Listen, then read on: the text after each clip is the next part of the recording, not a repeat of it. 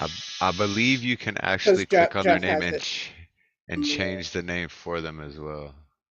Hey, If you're Uh, I'm back. co-host, I think you can do that. yeah, I'm co-host. Jeff is the host. That's probably why I can't do it. Okay. What do you need to do? People aren't able to change their name in the Zoom room. Oh, okay.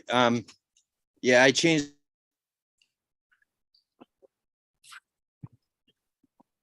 I don't know. It was suggested for a security setting to do that, so I did that. I just did that. I probably should change. I probably should change it back because it's probably more of a pain in the neck. But I don't know how to fix that now. Okay. All right. So, Ike, Vail has to leave early. Are you okay with her starting off, and then you go in second? That's fine. All right. So let's get this party started. Let's get it started. Oh, I'm not even on video. See, y'all got saved in my terrible dancing. So there you go. All right. Oh, Well, so I'm going first then. yeah, because I'll forget Okay, if I okay. don't put you first. Mhm. Start us Is off. that me? Is that now, or are we starting? Yep, we're starting. Oh, good. I'm totally prepared. Do you want Ike to go first, and then you can go? That would be great. Thank you. I'm so sorry. It's okay. All right, Ike starts off. Hey, sorry to interrupt, but just real quick, did you do the welcome? Hey, say like the name of the show and like the date and all that, just because when it goes to TV, that it'll be better for that because it goes to public access TV. I did, but I can do it again. This is the Garage Poets Open Mic. It is March 10th. And today we will be featuring Ray Jane for Women's History Month and doing an open mic. I said it better earlier, but you know.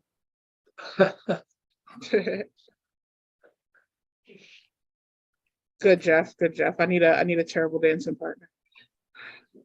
All right. Starting over. Ike, the show is yours. The floor is yours. Yes, it's Women's History Month. And Medusa came to mind. Medusa, Medusa, snake eyes, power to turn the patriarchy into stone. Medusa is widely known as a monstrous creature with snakes in her hair. Hang on, I gotta get rid of this. The snakes in her hair whose gaze turns men to stone. In Western culture, strong women have historically been imagined as threats requiring male conquest and control. And Medusa herself has long been the go-to figure for those seeking to demonize female authority. Medusa, once considered a beautiful, avowed, mortal priestess of Athens, until he was raped by the immortal god Poseidon inside Athena's temple. Athena herself, an immortal goddess and Poseidon's niece, then punished Medusa, not Poseidon, for this rape, for breaking her vow to celibacy, by turning Medusa into the Gorgon monstrous, stony glanced creature that we came to know. Yes, Medusa was punished for being raped. Medusa, Medusa. And because you are iconic, once beautiful, now Gorgon, nasty, so men will goose ya. To speak about love in ancient times, as I must, I saw you ring skin of scary green hue. I saw your hair, snakes hissing everywhere, your fangs kissing ignorance. Men, watch what you say. Be aware. I gazed into your bloodshot eyes. I turned into stone, but he was not alone. as I submerged with the Olympian gods, the righteous melodramatic plot, I see these Gorgon monsters, Deno, Euryale, and Medusa, as hearts of a witch and ice in the eyes, suggesting malevolence as the role, with the role of dice. And it comes to mind, beauty suggesting revenge is kind. Your myth, never forgotten, leaves the bitter taste of resentment, a raped woman's only defense. Medusa's visage, naked female rage, her sculpted image enhanced onto the Me Too page. Female terror turns anger into luscious power, hence the Gorgon fury devour. Analysis of horrors, personified beauty from passage to compassion, philosophy lost in suspicious art, calling from matrixial theory and art. The guardian of female power embedded in an IBM cloud. On Medusa's wings swings that veil of Isis, that savage protector of a woman's secret sting. Venomous snakes strike heroic, but manly sexuality never changed. Womanly nature demands that her bodily territories enjoy enticing pleasures, as she should. Looking at her mesmerizing eyes, looking into her magnificent universe. Comparing men, he roams on fiction and myth, compelled to seek instinctively that perpetual escape into his security box, and hope all will eventually, as always, just pass away. Never mind that unutterable urge to rape. Conveniently, he calls, it's just another fuck. Woman, across cultures, threatening male conquest and control, Medusa, the go-to family authority, her portrait, framed by a hashtag stigma, all hangs on a silver nail, presented as a trophy at best. Medusa's laugh, such as powerful call to arms, urging all women to break that repressive seal and claim identity once for all. Thus, blamelessly, longevity emerges on pop culture's fertile ground. Always kindly in envy and intoxication, luring seductive attractiveness into male petrification. And women followed by these men, applaud the awakening of a refined nation. And victim blaming, finally, but the lens shifted. It's about time. Medusa, Medusa, when you smile, beware. Man is born with a penis out of his control that can turn hard at any time. Always ready to seduce you. It's nature's primitive way of saying, I'm only playing. Medusa, Medusa, shamed, shunned, and loathed, once by men adored and loved. Talents of heing and sheeing, iconic, dangerous, always dazzling, always devouring. Medusa, Medusa, be wary as the Scotus may rape you. Yes, once again, but who will they finally blame? Scotus, recuse, ends this partisan abuse. Thank you.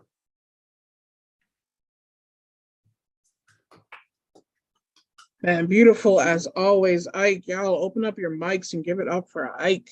Yes, I. Masterpiece. Yes, Ike, yo. Right on, Ike. Medusa. Nice. All right. What a character to choose for Women's Month. Like, wow.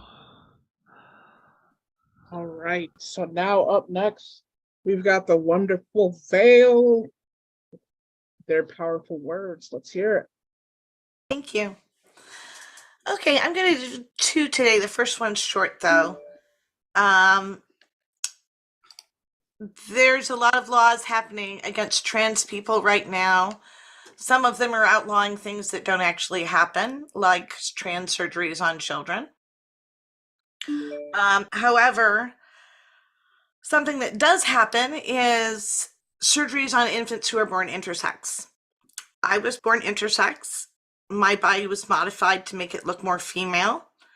And when I was an infant, and this happens to almost all intersex infants in our country since the 60s.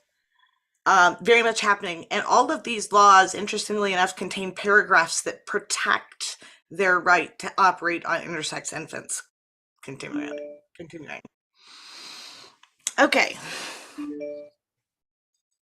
That's what this one's about. Born, I burned their eyes. Born, I burned their eyes. They cut me to make me missing and misshapen to their desires, I was cut to them. Born, I broke their hearts with my existence, my resistance to the normal way of going about being a body. They cut me into pieces, threw the pieces, they made me their desires. Born, I burned their eyes. Their wise men came and told them I was in danger, or dangerous, or both at once. And anyway, it's so important that they cut me up and piece me back together into their desires, like I am burning for their eyes, like razor blades and baby rattles, all blue and pink and red all over. Born, I burned them. They willed me into half of who and some of what, and almost like, but never quite. They took me whole and made me broken, cut to their desires. Have a baby, make it right, plain and perfect, strong and bright. Watch it grow and growing, go beyond the boxes in your sight. Have you ever disappointed your parents by taking your first breath?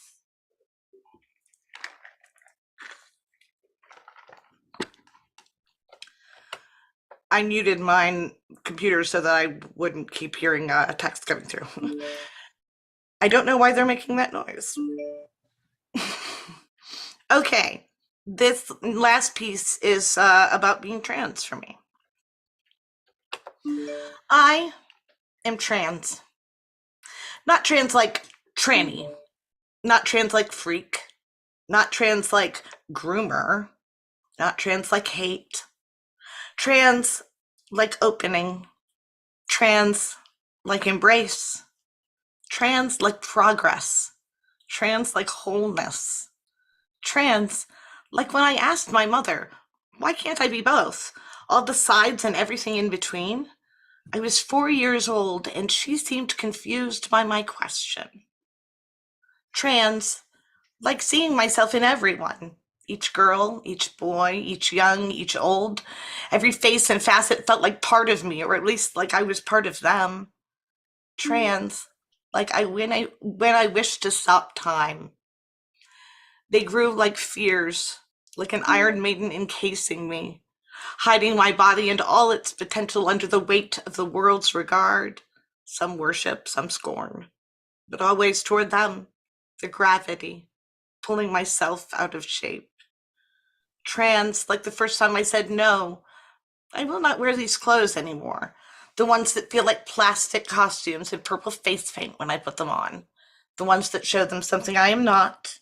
I will not do that. Like the first time I said, yes, I love the way I look with my neck bare, my jawline softly solid, my eyes bright and stark in the high-browed expanse of my revealed face. Yes, I love seeing my whole body, entire and extending from neck to feet, like a unified body and not one split by incongruous ranges. In removing, I have revealed.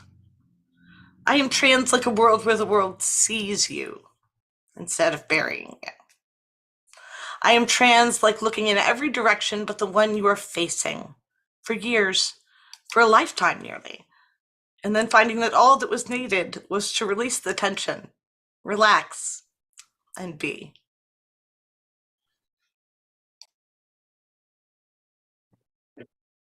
Wow, thank you. Thank you. Both of those pieces, just powerful, deep. Appreciate you, Bolden Bear Lulu. Everyone unmute your mics and give it up for Val.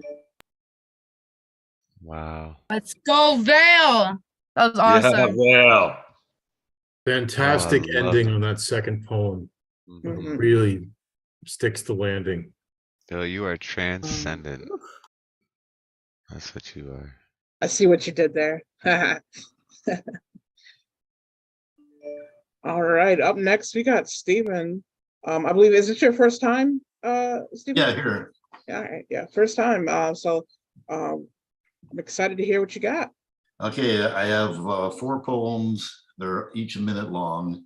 So if you guys like them and you want to hear more, tell me later. This one was written in 1982. It's called The Titanic. A teardrop in the ocean reflects no shown emotion. Water with no mercy in a frozen desert. A land without a shore, a cry to be ignored. 11 stories tall, to an iceberg she would fall. A disaster at sea, it's history to me. The Atlantic, deep, cold, and starved. The Titanic, the maiden to be scarred. The captain of this slaughter, the party on board, knew not the angry waters to take more than they could afford. The unsinkable queen on this voyage, her first, now lies deceased, the ocean, its thirst.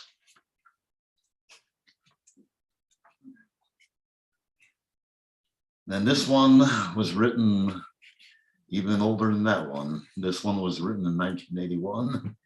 It's called Games. A quarter in the slot, computerized harmony, endless dashes and dots, machines earning money. A fine-tuned instrument with points spread so wide. You have your own implements, you're alone on your side. Intruders are scattered, a battle to fight. Push button protection, a beam of light. Electronic enemies, digital delays. Computerized calamity, a splattered static stain. Engaging in battle with a mindless machine. Eliminate your enemies on a video screen. Intricate technology within their hands. Observe the children living in a wonderland. Games are for children, and war is a dangerous game. Death is the only desire, and I'm a child. Are you ready? Can you come and play with me? Ready, aim, fire.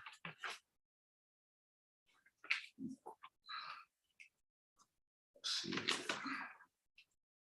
This one's called Heaven's Call. This was written in 2018. Transparent influence, a glass stream, as if in heaven within a dream. A shore of starlight as I open my eyes. A wishing well, I wish to be wise. Answering questions never asked. Facing the future, letting go of the past.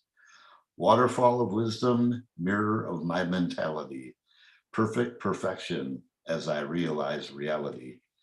Seeking spirituality, a voice of vision. Grace was given to me, a gift from God, my very existence.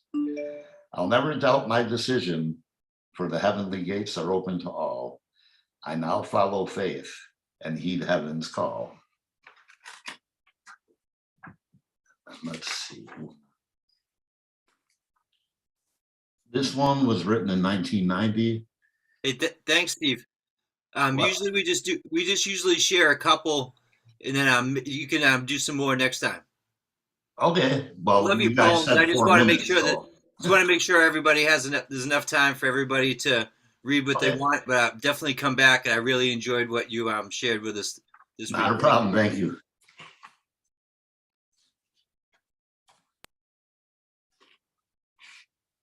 Okay, I was doing 5 minutes, but we just doing one piece then? Oh, I'm sorry. I didn't realize that you said 5 minutes. Usually we just do one piece. I thought that's what you had told people. I'm sorry. It's I all right. wasn't here. Well, like I said, they said 4 minutes, so I made sure each Yeah. poem was only a minute. Sorry about that. Well, Yeah, no, if we that's- do a second round, we'll get the rest of them from you. My Okay, fault. that's Yeah. cool. Okay, Yeah. yeah, but amazing work. I like the ones that I did here, so I hope that too. you continue to come back and share. Oh, I will. All right, so everyone open up and give it up for Stephen. Yeah, Steven, welcome to the Welcome, fam, bro. Steven. Yeah. One of us, Yes. one of Yeah, us, you bet. one Great of to hear us. Yeah. that, Steven. Thank you. Awesome stuff. Great All job. right, and then we got Jeff Cottrell up. Thank you. So this one's called, this is a little late Valentine piece. It's called An Honest Proposal. My dear, my love, please accept my hand in marriage. There's nothing more romantic I can think of. Just think of it. Think of the lovely life we'll share. Think of the rapturous wedding we'll hold. Think of the passionate honeymoon. Think of the limitless lovemaking. Think of the joy of stepping into our first house. Think of the tears we'll shed when our first child is born. Think of the pride we'll feel watching our child grow up. Think of the slightly fewer tears we'll shed when our second child is born. Think of the stretch marks you'll have. Just think of it. Think of the years of family dinners spent together. Think of the birthday parties and Christmas mornings. Think of the endless school hockey games and plays. Think of the countless sibling fights we'll break up. Think of the disappointing report cards. Think of the minimal amount of tears we'll shed when our third child is born. Think of the neglect our middle child will suffer. Think of the times our middle child will act out because of our neglect. Think of the moment the cop will tell us our middle child has been arrested for vandalism. Just think of it. Think of the dull daily routine into which our lives will plummet. Think of the day we'll stop going out without the children. Think of the evenings sitting in front of the TV and never speaking to each other. Think of the passive-aggressive verbal jabs we'll poke at each other. Think of the moment we'll forget what we saw in each other in the first place. Think of the screaming arguments our children will overhear when they're in bed. Think of the slamming doors and hurled plates. Think of the silent treatments and insincere apologies. Think of the therapy bills our children will pay. Just think of it. Think of the night I'll catch you receiving cunnilingus from my brother's weightlifting trainer. Think of the condescending tone you'll adopt to mock my sexual inadequacy. Think of the tiny basement apartment into which I'll move. Think of the vicious, exhausting court battle we'll prolong for months.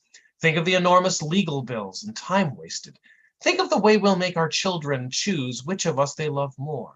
Think of the friends we'll lose and the gossip they'll share. Think of the size my belly will grow as I just stop caring. Think of the botched plastic surgery that'll symbolize your desperate drive to stay young. Just think of it.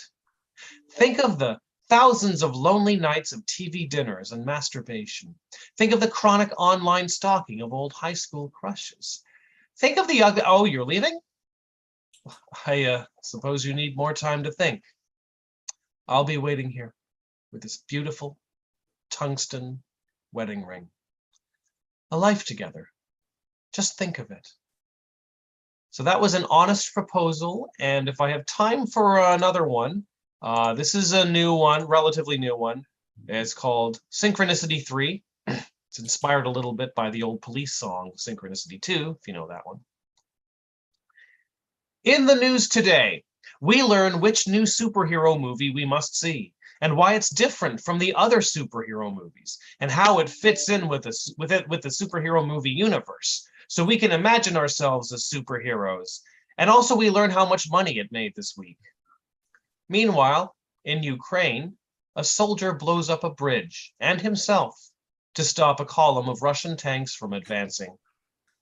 In the news today, we learn which famous people said something stupid and why we must cast those stupid people out of society like lepers, and how we must erase their stupid names out of existence so we can bask in the glow of our moral purity. And also we learn what words we can't say anymore this week. Meanwhile, in Iran, a woman dies of mysterious head injuries after her arrest for refusing to wear a hijab. In the news today, we learn which celebrities are fucking which other celebrities, and which other celebrities are fucking which other celebrities, and which celebrities stop fucking which other celebrities, so they can fuck completely different other celebrities. And also we learn what dresses they're wearing this week. Meanwhile, all over the world, human intervention is sparking wildfires and pollution, but people still keep having babies. Thank you. That was called Synchronicity 3. I'll just put some stuff in the chat. Awesome. Always good for a laugh, Jeff. I love it. Thank you. Let's give our open up our mics and Give it up for Jeff Cottrell. Jeff, always on point, baby. Yeah. Of the Revolve are out now poster behind you there. Like it just came out. Yeah. I know it's out now. If you want to get it. Yeah, I've been waiting for it. I've been thinking about getting it. I hear it's pretty good. I hear it's pretty good. Topped a few polls. Yeah, I haven't heard it yet. Ooh, a live gig. Yeah, I'm definitely excited to watch that too. All right, up next, we got the man, the myth, the legend, host of the Open Minds Open Mic. He's doing some in-person work on Monday, so he's going to read one of those pieces for us. So I'm excited to hear it. Tom, let's hear it. Yeah, so like Shaki said, I host the open mic every Friday, 7 p.m. Eastern. So it's an hour before this. We actually all cut out of there an hour early to make it here to support our homie, our love, our friend, and yeah. And so on Monday, I'm gonna be doing my first in-person poetry slam. I've only been doing this online for a little bit, but I got so much love and fucking support from the community that I just feel like I can go up on stage and crush it. So this is the first piece that I'm gonna spit for round one, and I'm gonna try not to look at my phone because I need to have this committed to memory. So this one's called Phantoms. Manifesting phantoms, fanning messes, finding blessings once the dust left us. Amongst the stuff I saw a box labeled only open with trust and pure thoughts. I wiped the cobwebs off, took a deep breath in, then paused, cleared my mind, not sure what I'd find inside, felt a tingle run up my spine, goosebumps down my arm. Don't be alarmed, a voice whispered to my heart. I began to start untying ribbons, so ornate and carefully placed, beginning to taste the sweetness in my mouth. The air in the house smelled like an old memory I just couldn't live without. Slowly I lifted the lid, and as I did, I felt a great presence enter the room. This present was meant for you, the voice so softly spoke again. I closed my eyes as I set aside the lid, felt the rush of love and light wash over my soul. I opened my eyes, took a look inside. What a surprise, a true sight to behold. The voice then told me to hold on to this treasure forever, never forget this gift. Protect it with great care. It is yours to share with all you ever have and ever will love. Suddenly, a force from above entered into my being. I then began seeing my destiny laid out in front of me to spread love and light across the globe with the greatest of ease. Thank you. I'm Thomas Obermeyer. Oh, we're supposed to, it's poetry. We're supposed to snap, not clap. My bad. Whoa, that was Great awesome. job. Yes, great job. Thank Good you. luck on Monday. I know you're gonna do great, but good luck. You got our energy for you. So Yeah, I know everybody's got my back, so Yeah. I'm going on stage, just not by myself, man. All y'all gonna be there with me, so yeah, I got everybody this. unmute your mics and give it up. Tom. Yeah, Thomas, right on. Good luck on Monday. Yeah, man. Yeah. Remember, Good luck, good remember, luck. nobody can do you like Great you do, flow. bro. You got The points aren't the point. Always remember that. The points Facts. aren't the point. Facts. All right, and up next, we got Mr. Tezazomic himself, great artist, poet, musician, just all of it. He's got his book out, I'm Not Your Chihuahua. I think he already beat me to it in the chat. So give it up for Tezazomic. All right, thank you. I got rained out today, so I got a chance to be off on a Friday. I'm originally nursery rhymes were political, and then they got kind of sanitized. So I'm gonna reinfect it.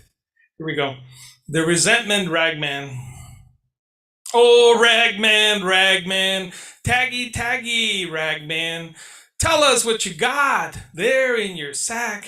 Oh, it's full of rhymes and riddles, jingles, jokes, and hid diddles.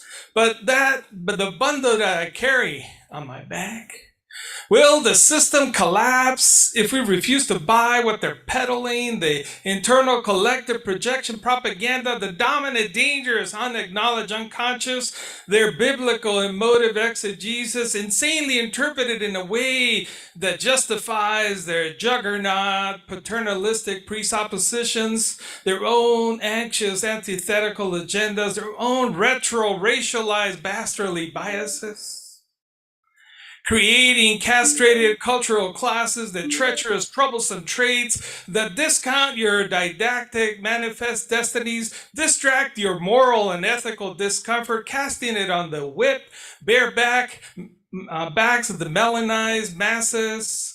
Oh, tell us, funny ragman, Ginny ragman, where did you pick up your funny rhymes? I got them from the propaganda poet punditry, where we lose all sense of respectable rationality, where we're driven by sadistic, exuberant emotions. Jump on the bandwagon propaganda, bandwagon.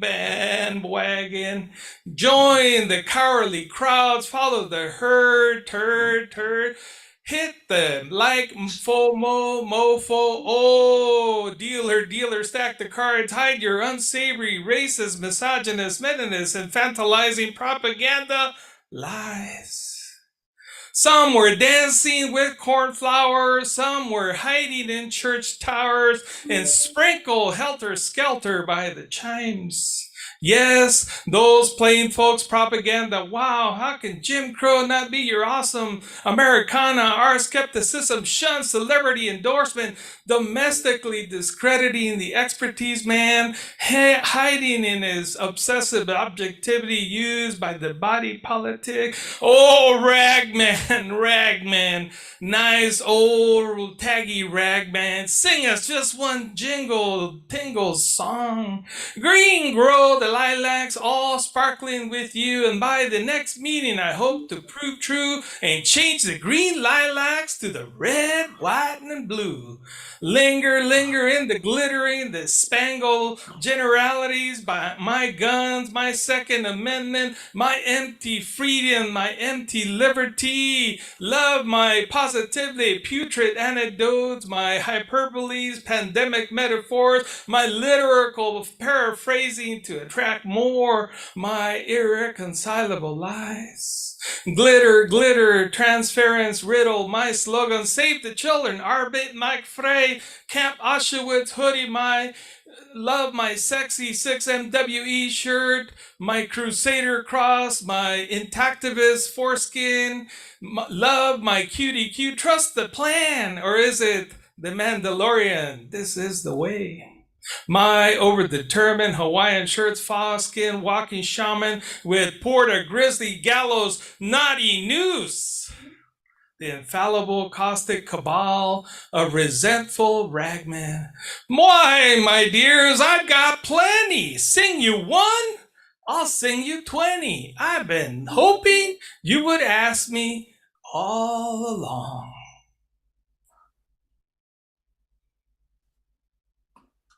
Yes. Listen, when he speak, you might learn something. You got to listen. You might learn something. Powerful as always. I love that. Open up your mics. Give it up for Mr. Tezozomet. Yeah. Professor does it again. Yes, sir. Professor. Yo, the infallible caustic cabal, that man said. What? That was dope. All right, thank you all. Buy a copy of my book if you like my crazy lyrics. Absolutely. Tesseract. That That book Tesseract. is thick. Get that book. It is thick. Alrighty. And up next, we got John Wezek. He's got a bunch of books, so I'm going to let him promote himself because... Okay, so I'm going to read you the opening of a parody called War All the Time, and then I'll post a link to the rest of the story in case you want to read the rest of it. Piercing blue eyes stared back from the bathroom mirror as Brock Huntsman ran a comb through his brush-cut hair. Even though he was in his early 30s, his sideburns were shot with gray, giving him an air of wisdom beyond his years. He'd added a few pounds over the years, but even when wearing a golf shirt, his massive biceps drew the viewer's eyes away from the few extra millimeters on his waist. He didn't need aftershave. Whenever he entered the room, the air was so thick with testosterone that you couldn't cut it with a diamond scalpel. He made a resolution to hit the gym after work as he ran his hand over the razor burn on his square jaw. He strapped himself into his Toyota Camry, 3,000 pounds of Japanese steel. He turned the key and the massive 3.5-liter V6 engine rumbled to life. Behind the wheel of his missile, capable of going from 0 to 60 in just 5.8 seconds, Huntsman's senses sharpened to a preternatural level. He motored out of the driveway, prepared for anything from a gun-wielding carjacker to children in need of rescue from a burning school bus. But first, he needed coffee. Help you? Shania Toothbrush couldn't take her eyes off the man dressed in business casual. As an actress going undercover to research a role as a barista turned philosopher, she compared him to the leading men she knew, but neither Jason Statham nor Dwayne "The Rock" Johnson could rival his manliness. Heat rose from her belly. Even though it was against company policy, she undid the top button of her blouse and fanned perspiration from her skin. Large coffee, Huntsman said. Cream and sugar with that? Shania could hardly keep her words out because the sexual tension was too thick to cut with a titanium-bladed chainsaw. I like my coffee like my ex-wives. Bitter. You know what Sartre said, baby. Shania stroked Huntsman's hand as she returned his change. Hell is other people. Huntsman! Chet Graftman ushered Huntsman into his office and closed the door behind him. Even though he was in his mid-50s, Grafton had the body of a 20-year-old due to his almost religious devotion to free weights. His erect but relaxed posture served him well throughout the years as his subordinates picked up on his air of command. What's up, Chief?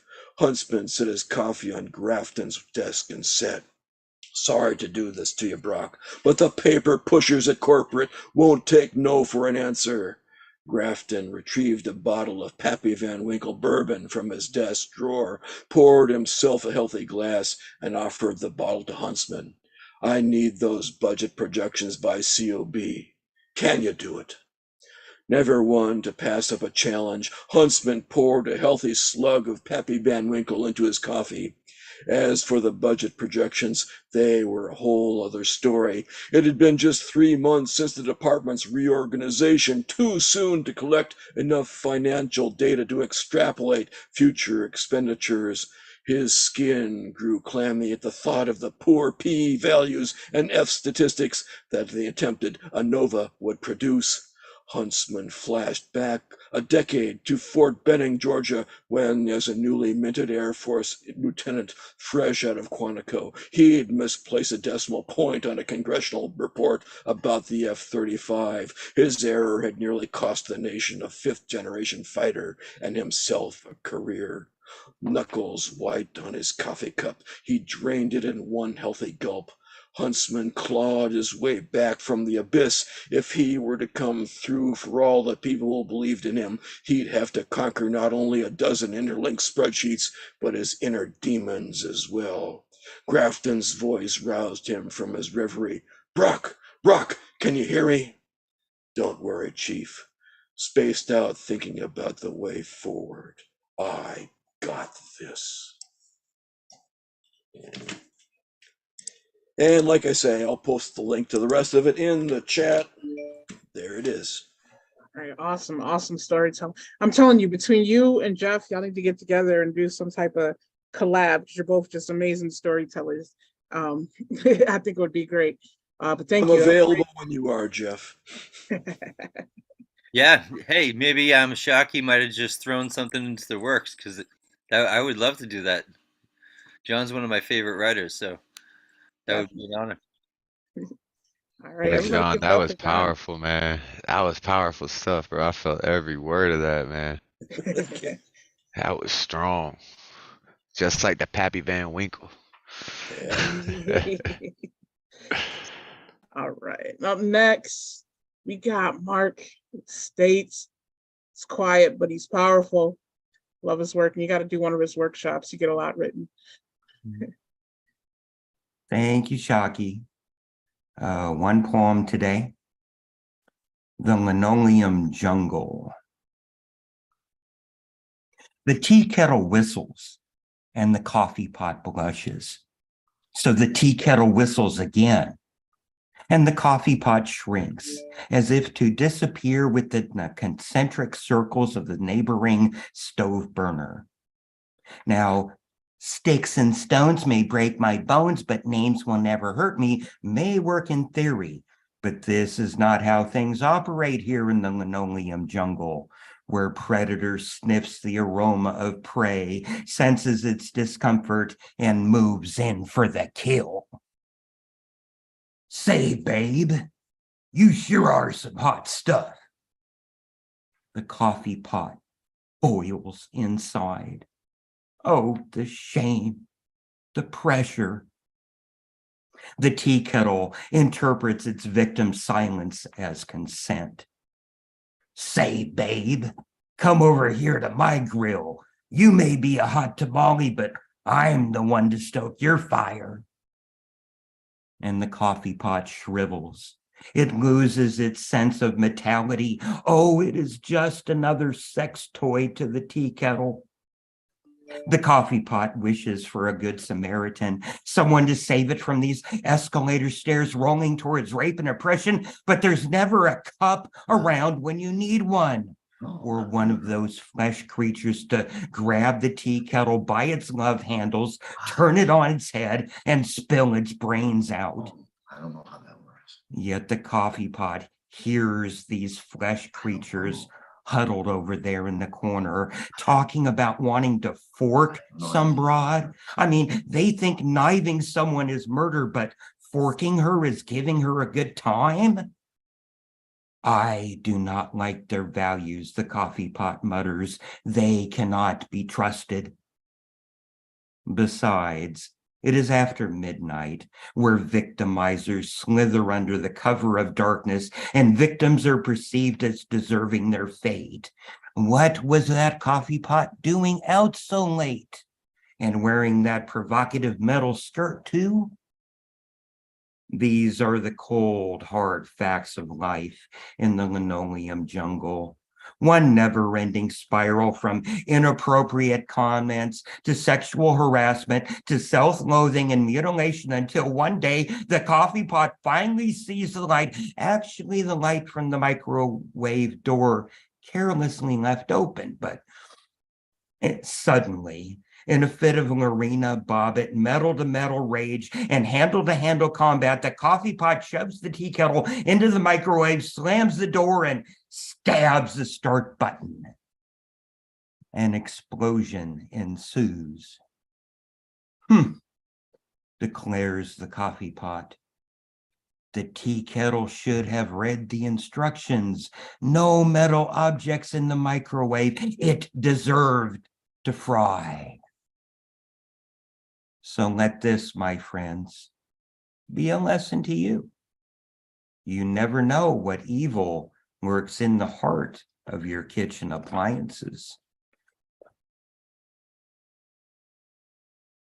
I love that piece. That was a great piece. That metaphor. Listen, I'm gonna do a little bit of advertising. That metaphor work right there.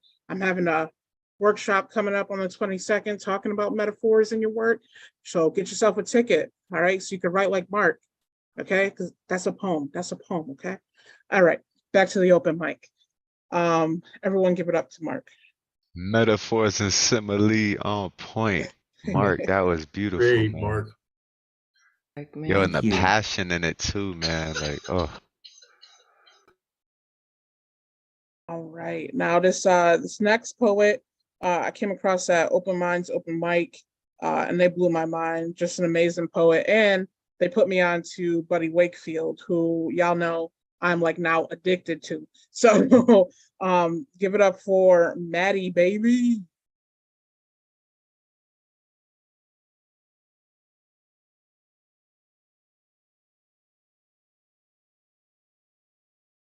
You in Hawaii? I am in Hawaii. Jealous. Yeah. It's crazy out here. Life is crazy. I haven't been writing and it's making me sad. And then CP told me you guys had this show today and I was so happy. So thanks for having me. All right. This poem is called The Revolution. Is going to read like a Saint Manifesto.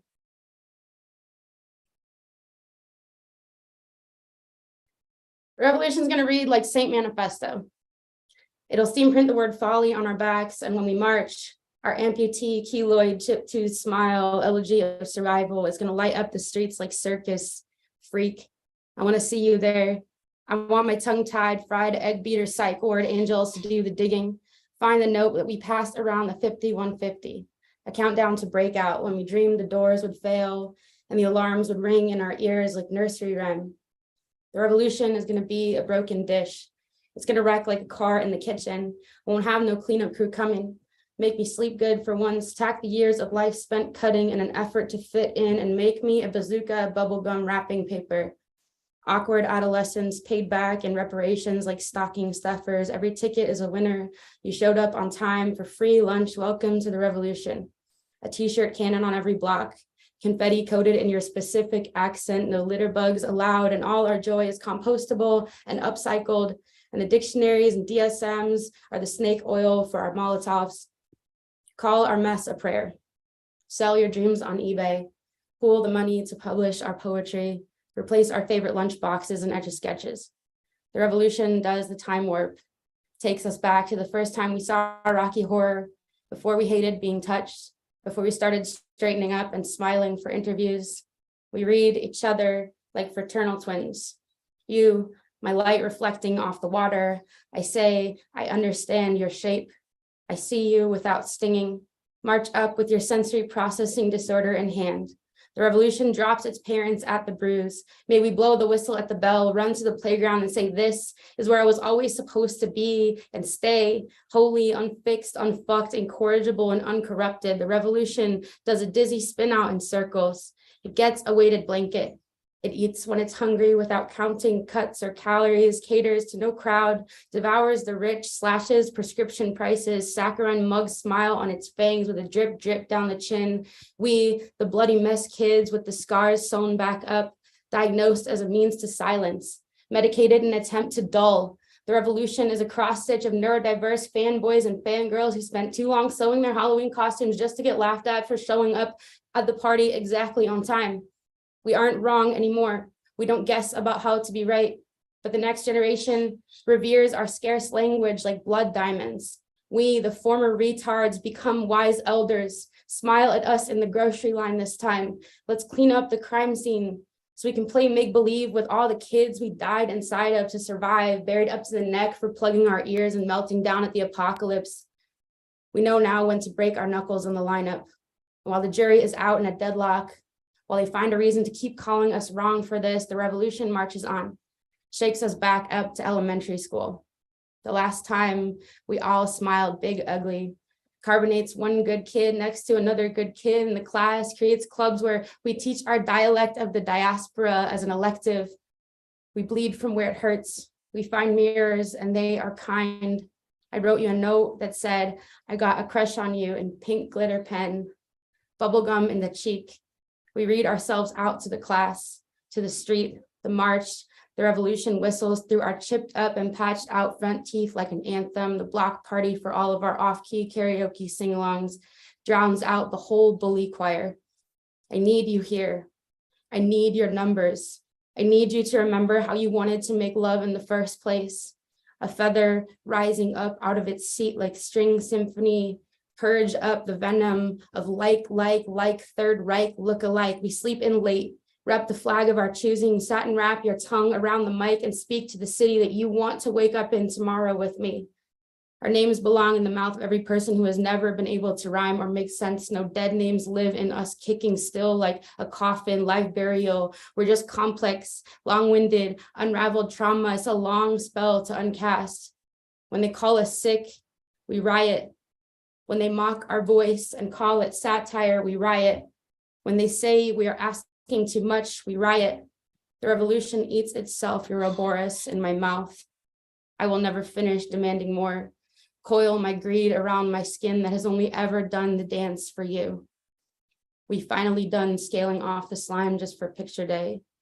We show up one last time if the revolution must be televised. To unhinge the jaw once more, swallow up our self-sacrifice to prove how much of ourselves we digest on the daily for a little bit of survival. Scarf down my dizzy, cook up my cactus parts and eat. I forfeit your delirium for our delirium, and we call it fair trade. We cast a light on the water, an epic display of destruction, incantation of disharmony, march our abilities into your handicapped language, baseball bat to the executive function that won't let me get a job or keep one. We leave behind a trail of costume paint, straighten upper lip, stiff neck and shoulders, chin held high enough to ride. This time at dawn, we break nothing without a warning. We loot nothing. We go home before they call the dogs on us. We go home before they commit us. We go home before we die.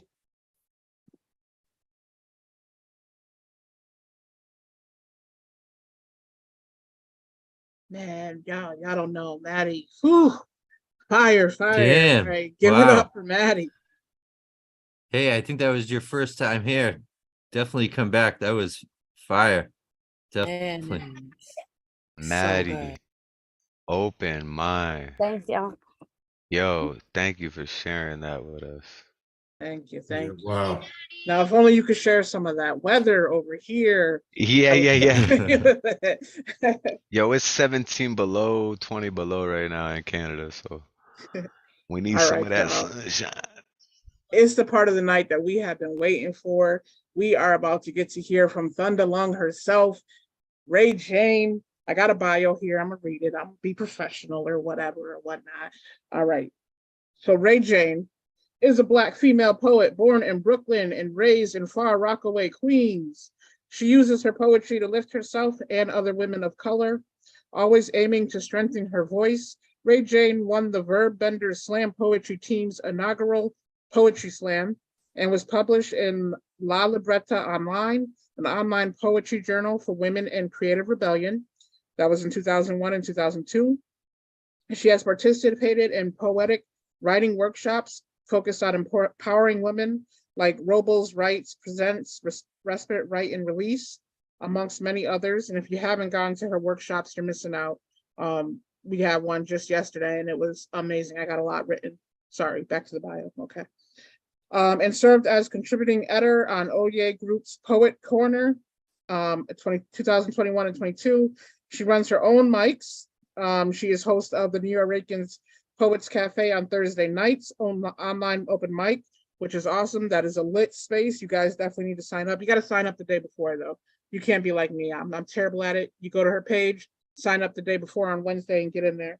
And then she also does Freestyle Fridays for The Word Is Right, the last Friday of the month. Again, giving us some prompts to write with and sharing some beautiful pieces. You can hear more of her work and her voice. She's got over 50 recorded poems on SoundCloud and Walking Around NYC on the app here before.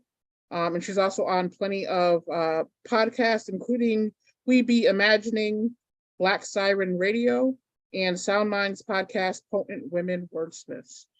And check out her website. It's rayjane.com, not Ray J. This ain't One Wish. But definitely check out her website. And my one wish is to get 15 minutes of beautiful Ray Jane poetry. So please bless us. Thank you, thank you, thank you. Thank you, Shaki. Thank you to the Garage Poets family, to the Open Minds. family for running over to share energy. I'm so excited to be here. Shout out to all the other artists who've gone before me. I mean, Maddie, baby, you are so talented.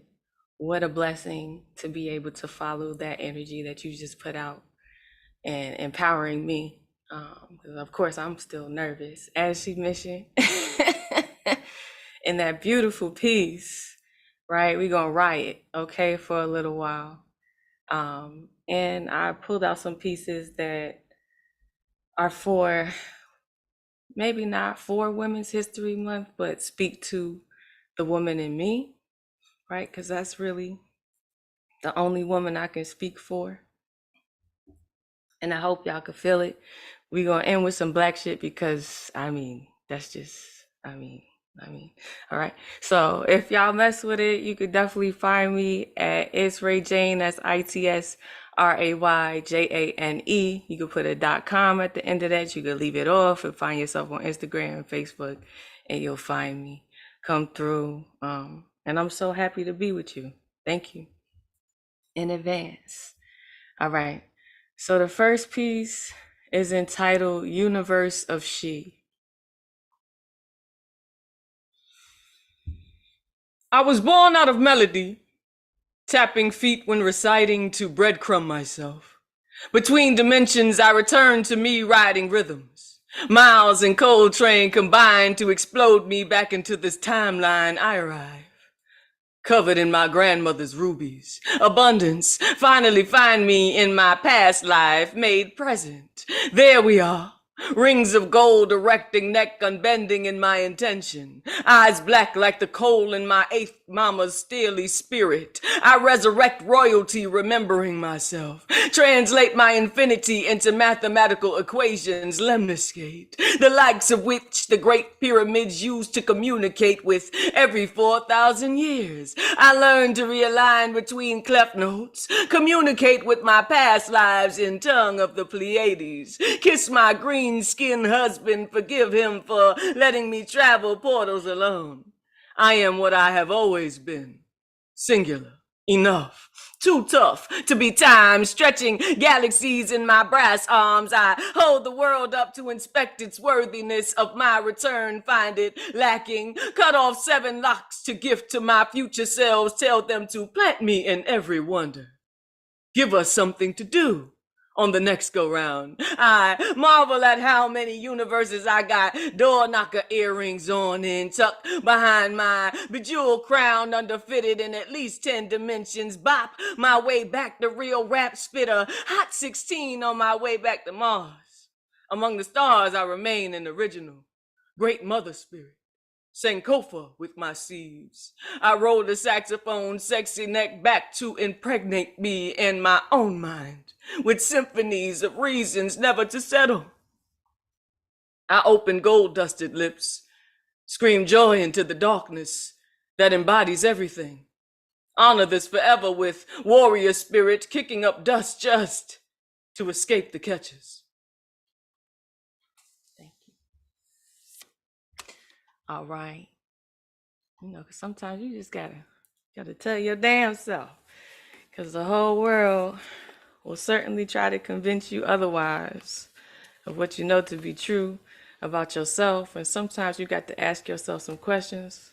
So as Shaki mentioned, you know, we had our writing workshop with the New Eurekan Women Orators Writing Workshops, which is starting every Thursday this month. So catch the next one with Finn Bell hosting. So, you know, I'm trying to be up in there and get some of that because, you know, Finn Bell, she do a lot. She do it up. Okay. And I'm inspired by all the hosts that are coming and just by having your attention. But a question came up. And that question was, ain't I a woman? So this piece is titled as such. Ain't I a woman? Though presumed voiceless, I keep a fifth of Jack in the little ditty on my tongue. Been marinating for years in the salted brine of expectation. I resound clear and unpickled, but best believe this pen pisses vinegar, not easily ingested. Songs older than slave ships, damn. They demand my volume remains at least a howl in the wind, the night. Unladylike, lace figures around my knickers, hiking my hems at any peon's pejorative pleadings for my silence. My voice and the voice of women like me were not heard. So I become a wolf at twilight, charge the night with my many throats, open, vicious, vocal, and alive. All right, we gonna roll through. We got some shorties, we got some longies. We gonna get into all of them, okay? All right, at least as much as time permits. So this one is entitled, No One Asked Us. The world decided I should be at war with my dimensions. I ain't just talking hips, what made all my mama's magic mitochondrial. I mean all my parts at odds. This blackness became an option, an open invitation for redefining, as if I couldn't recognize myself without a blue eyes perspective. So from someone else's vantage, I appeared angry when smiling, like I'm stealing when shopping, cash in hand, uncannily ugly. In my Sunday best, perhaps I'm wearing the wrong religion again. Right. Sometimes I get confused. You know, sometimes y'all get confused. And you got to remind yourself, right? So this one is my swing at an epic poem. And it's about my power. And I hope you could dig it. It's a little longer. So I said a little shorties, a little longies. So we're going to get into it, okay? And it's entitled, Peep My Power at the Bronx Zoo.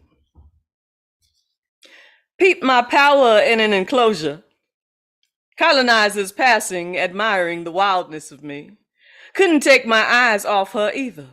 She lay so calmly in the fluffy green of fakeness. Couldn't tell if the zoo had her or if she let them keep her.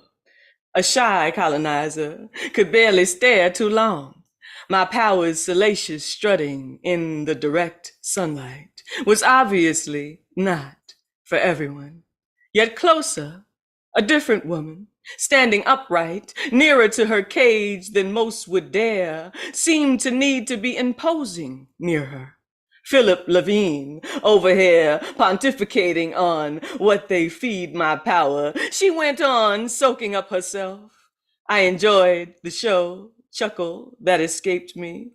As if she heard familiar frequency in our humor, my power locked eyes with me. We shared consciousness, her third eye slanted by nature, mine drawn on. This made me laugh harder. She was funnier in shared perspectives. I enjoyed her quick snide remarks, naming her challenging admirers, appearing to respect her gall. I accessed her with unblinking eyes if she was happy enclosed. Feeling no need to answer, she sent me grace instead. Somehow I knew I was asking the wrong questions to the wrong me. Naively, I went on asking anyway, as if I did not know her. Instinctively, she yawned when asked about her lineage, carelessly mentioning that she has always been in the family. Telling stories of how her glory days, when she was allowed to roam free, she became withdrawn when recounting an instance of overindulgence. I understand that there were casualties. Realizing I had glided near her, I caught a glimpse of myself in her vanity. Outraged, I snapped into reality, demanding to speak to the owner, needing to understand who could toy with a creature's freedom like this. Onlookers peered at me quizzically, none motivated. She shielded their children. She yawned.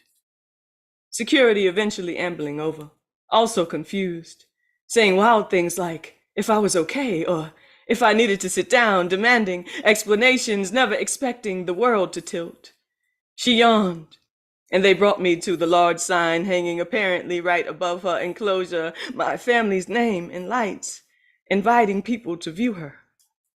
Incensed in only the way that embarrassment could provoke, self-righteousness sturdying my ire, I snatched the master keys, bum-rushed security, and hopped in my little crusade cart. Feeling my wild self again, I made a beeline to her, deciding my first act as a noblewoman would be to release my power, rounding the bend on 2 wheels now, avoiding hastiness, a separate lesson for a different poem, adrenaline drowning out the sounds of colonizers all around, finally getting the intimacy they've craved.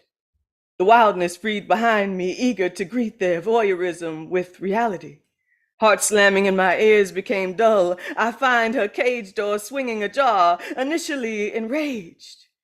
Having missed my own savior moment, I smirk instead, still respecting her humor. Do I have time for another one? Yeah. Absolutely, absolutely. Yeah. Okay, cool. All right, the next one is a shorty entitled Medicine Woman. Medicine woman pulling my card. Threw my bones in a circle, tabulated. I waited. Through the salty residue of centuries of bloated dreams, drowned, tabulated. Had to throw in a whole ocean. I waited. Threw in the length of my DNA, tried to bargain, the trauma bit out, she refused. Went on, tabulating. I waited. Threw 3 small bags of sand onto my scales, raised a hand, stopped my protest, a dowry for my religion due. She said this was only a sampling. Went on, tabulating. I waited. Before she threw that last weight, she gently slid silk gloves over her skin. I expected white. The care she took showed up as green, gentle, with the speed respect necessitates. A single feather was placed. We held our breath. Spirit went on tabulating. We waited. All right. Y'all let me know, because I keep going. Una más? Maybe a love poem? Yeah, give us Yeah, 2 you more. get more time, definitely. Okay, cool. We're all enjoying this. All right, Yeah. let's do a love poem, huh? Maybe I'll sing to y'all a little bit if y'all allow me. Ooh, if it come out all right. Just hours and hours. Let's go. All right, let's do it. So this one is entitled Love Outcast. It's after the songs Elevators and Prototype by Outkast.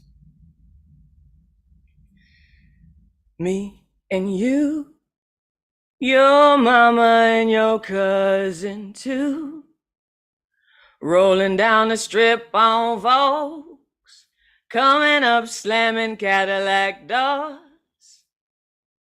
My upbringing in love was familiar. It was music. Recollections swim amidst melodies, bobbing head instinctively when listening to me. It was falling in love foolishly, holding on to the root, the beginnings of butterflies, bending intestines in a testing ground for affection, becoming his penguin, nesting, wondering aloud if it was the best thing, hoping it was at least fun. Still, sometimes you'd catch me singing from beneath my breath. I hope that you're the one. If not, you are the prototype. We'll tiptoe to the sun and do things I know you like. I think I'm in love again. And then that shit ends. Our song spun until spent. Out of love we went, replacing kisses stolen in high school hallways with resentment, discontent. Telling myself I'm just being honest, as if love was a limerick, an amalgamation of lyrics, a developing Polaroid to shake until it makes some noise. Tells a tale of how love and life make music, how songs hold your secrets, making outcasts love with our weakness. Thank you. Bruh, I didn't even know you could sing. You've been holding out on me. Thank you. That was absolutely amazing. Thank you. Thank you. Do you have one more piece or you was ending it there? You got one Oh, more? sure. I can, I sure do. All right, we'll do one more and we'll get back into the list here. Yeah, we want more. We ain't done yet. Okay. I appreciate y'all so much. Y'all don't know I'll be having a good time up here. All right, let's do one of my newest pieces and I'll end it with that. And this one is entitled A Meal Coursework. And some of you may have heard it already, but there's a little bit longer now, so. My pot been cast of iron, caked with generations of seasoning. Spice is the least of me. My course is coarse with the first lesson untaught, as my granddaddy would say from me barn, me dedea. Pre-priced before I was bought. If I cared to make my recipe legible, I'd take the sweet cakes hidden in my cheeks off my tongue and say my name nice. So it slides past the blades in my throat. I'd bet Bull Connor's canines would never make it past mines. I got at least 4 eons in my back teeth. Need a machete to pick out what lies between, to translate me into something palatable. First, sprinkle God into your DNA. The poisoners won't tell you that mine spells Yahweh when spoke right, back before bespoke broke the yoke with the black mold, the weight of which probably resembles several of my folk, right? Truth be told, Lilith probably had cornrows, right? But that's for another poem. Somebody just a brown and misunderstood taught me to put rice in mine. Travel with full meals. Across the railroad tracks, Granny and the possibility of death on the highway gave me a taste for cold fried chicken eaten beside the ditches we preferred not to make our graves. Poor chefs tried to make me believe full bellies remain a convenience for the undertrodden. The rest of us, dragging our empty ones to broken pots called promises, barely grasping ancient ways these days, ashamed to say I have forgotten the earth's name. So when I feed myself dirt, I hope not to taste the shit, or at least that's what they'd have us believe. Their cookbook's just as ill measured as history. If you gon' review what makes me, skip the bland shit and get to the meat. Whatever you do, don't forget the scotchy. That's a Scotch bonnet, since I agreed to metaphrase. You got to add extra browning for me, please. You gonna need several dried bay leaves, no woman, no cry. When my ingredients are this dense and refuse to die, once mistaken for gumbo, my mix is southern and soiled by a white man named Hanbury. Whipped peach schnapps into my skin. Since then, we replaced it with Uncle Nearest, since Jack Daniels stole the shine out our moon, hence why my grandmama and her kin got a little caramel to their hue, but my chocolates stay sufficiently melanated. American ingredients only require a drop of the truth, so start my shit with a silver spoon, too. Keep the vamps out my blood while you at it. More garlic powder than you started with. Auntie Tab told me that's my business. I've earned the right to be salty, my people overripe for what's due, and still starving, so make my reparations play the double. Wrap what you still owe us in foil for later, cause I'ma still be hungry. Overdue. Been time for the feed to be fed. Funny how some of you won't get the irony in this. My flesh been prepared for incisors that could afford me America's secret delicacy, especially the sick ones. Yum. Oops, I see some of y'all got queasy with that one. All right, back to my preparation. Check my temperature. I'm probably not done. Take time with what's mine, though many of my pieces lost to back dirt roads and whispers of my dismemberment. Slow cooked through, got to make a whole rule. Make my gravy sufficiently thick with what you hope not to see, full of what they stuff you with but won't show you. Put pecan pies in my eyes and don't forget mine come in threes. And if they come for my ovaries, I holler out, eat me. But only if you keen on calories, cause I'm real fattening, no shortening. My aftertaste is obese with all that has yet to be freed. Might be a little fluffy, might have a whole turkey wing when I wave. The hate they keep wafting up off of me, I'm still smoking, so be careful with my sauce. Thirsty colonizers still try to stop me. Devour me, cause he can't stop me. Thank you. Yo. Give it up for Ray James. All right. Listen. Yes. Love you, Ray Jane. Hell yes. Awesome set. Yeah. No more sleeping on her, all right? No more gentle when we say Ray Jane, okay? She is going to put her social media and anything she got going on in the chat, but she's also going to put her cash handles in the chat too. And if y'all enjoy what she's doing, throw her something, right? I'm not asking you to give her your paycheck, but if you got like $2, $3, buy her a cup of coffee. She's in the city. Help her get that Metro card for the week. Send her something, all right? But we're gonna get back into the mic list. It's gonna be hard. Listen, my mind's Whoa, blown. whoa. We Wait a can't be. minute. No. We can't just jump back into the list. I hear you. That was amazing. fire! What the fucking fuck? Yeah, we all need a moment to breathe. I agree. A little meditation period here. I got too much smoke in my lungs after that, man. Yes, Ray Jane, thank you for a beautiful feature. That was amazing, powerful, and amazing. I only get to see you host and like doing mics. I never get to just sit and listen to you. So this was amazing for me, beautiful for me. So thank you for agreeing to do this. Thank you so much for inviting me. It's my pleasure to be with you. I thank you all for the gift of your attention.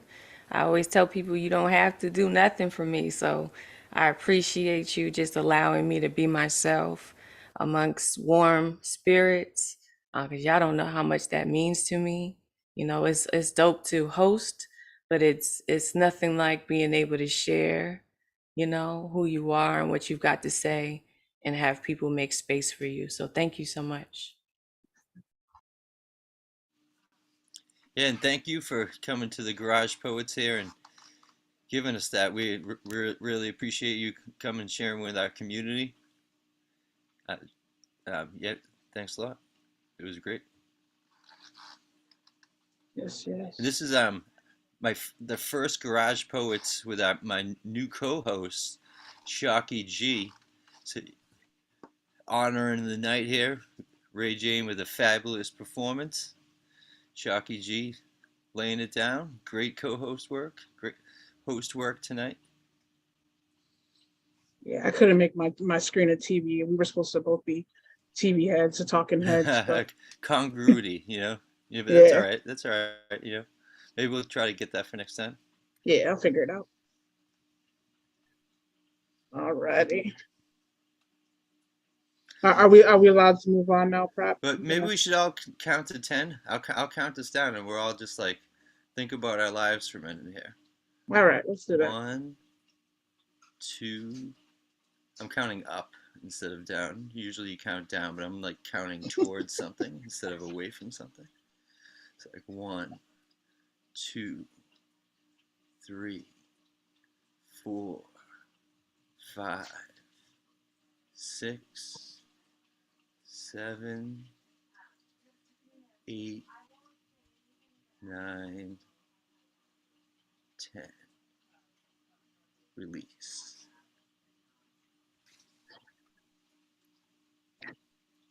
All right. Back to homeostasis. Homeostasis. It wasn't gay. I don't know why I said it like that. We have, following that, we got Kitty. Is she still in the room? Are they still in the room? Kitty. Hey, Yes. I'm here. All right. Let's hear what you got. I am in an actual garage right now. Just saying. Like I wasn't planning it to be in a garage, but I am here. All right. So anyway, I'm gonna do 2 short poems. One is gonna be a little bit more serious. The next one's gonna be. It's supposed to be funny, but it's my stab at humor. So I don't know. All right. Sometimes I get this inkling of a feeling that something huge is waiting around the corner for me.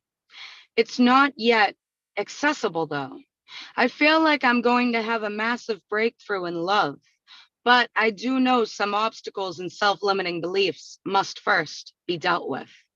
How many times have I rushed blindly into a situation to discover later I have been robbed? physically and mentally, monetarily used, verbally abused, failed relationships one after another. One by one, I'm the common denominator. It doesn't mean I was bad to these people. I've been a little too kind, too much of a pushover, a people pleaser, too much of acting like I'm somebody's mother, when really, I needed my mother. I didn't want to believe her when she would warn me against trying to go after the love I so desperately desired. She claimed I was being foolish, acting like a stubborn child. I thought she wanted me to be alone and miserable. What a fucking illusion. Now I see so clearly how she tried to protect me. I didn't want to let her. I pushed her out because I didn't want to believe that she was right. I had hope in these people, and she saw right through their eyes, each and every one of them. Something I can finally understand, because unfortunately, sometimes I have needed a wake-up call in order to snap me out of the spell of delusion. Those epiphanies have been my savior, granting me with newfound clarity. There used to be an inability to properly understand exactly how I was the problem in many of my interpersonal connections until I did some deeper introspection. I was the problem by not having boundaries, and when I would set them, these people would push me, knowing I'd most likely give in again. Yes, they were manipulative and took advantage, but my lack of self-control and self-care were my disadvantage. So that was the first one. The second one, if I were a ghost, I think I'd like to mess with the heads of several select exes, gaslight them the way they did to me, make them question their sanity, whisper into the ears of their loved ones about how they're truly fucking crazy. Ideas of a poltergeist fantasy, how I can turn the TV off while they're involved in a video game, turn the water ice cold when they take a shower, set the toast setting to high so theirs will burn, put some sharp objects in their bed sheets. It's only fair since they're a fucking prick too.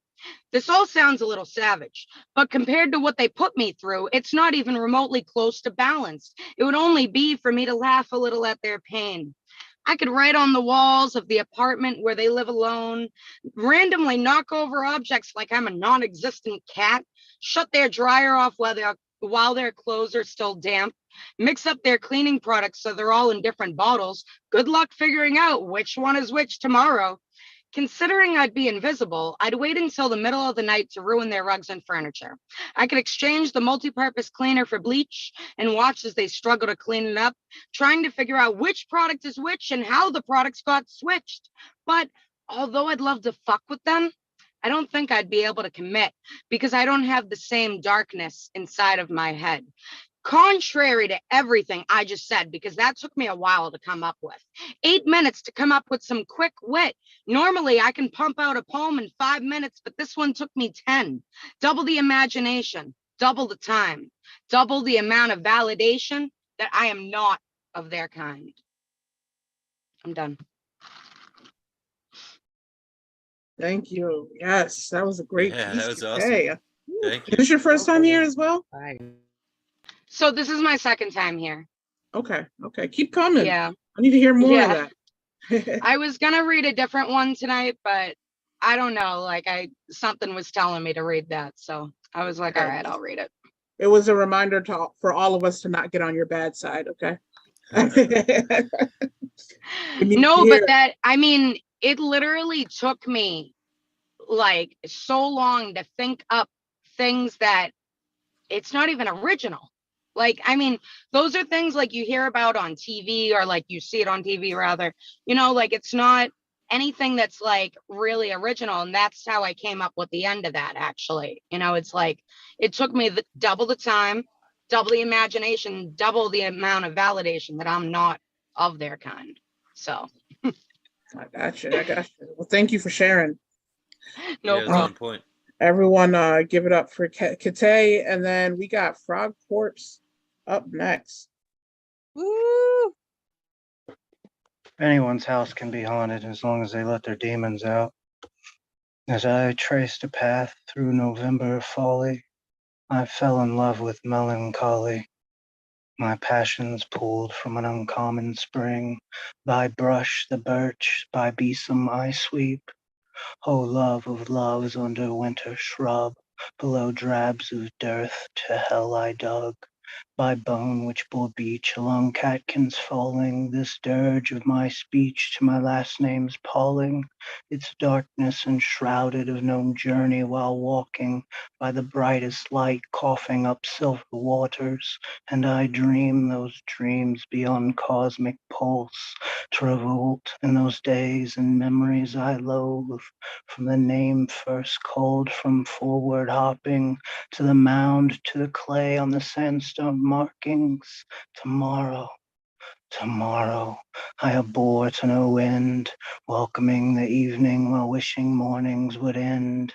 Burnt bramble turned ochre as the gables closed in, the wild trampling of the thoroughbreds where the heart once caved in, bolstering the timbers from the Matchfield struck wick to ride on the flame of lightning's white kiss. West Virginia water on Kentucky cold lips, pensive is the prison where Lambeth thoughts sit. In Fahrenheit the mind, as the warden flips a switch, I leave at the gallows, not a love worth to mention. I'm the horse that rode off, with you attached to the cinch, through the hollows and the groves, dragging your corpse through this field. I started with love, yet here we are again, condemned in the same space at the place it drew breath, from a passion-roared river, together in death, by the fire of a spark, and a spark of no less.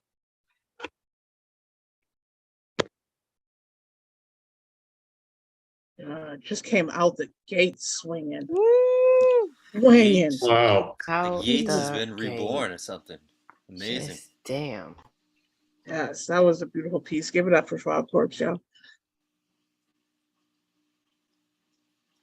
Woo!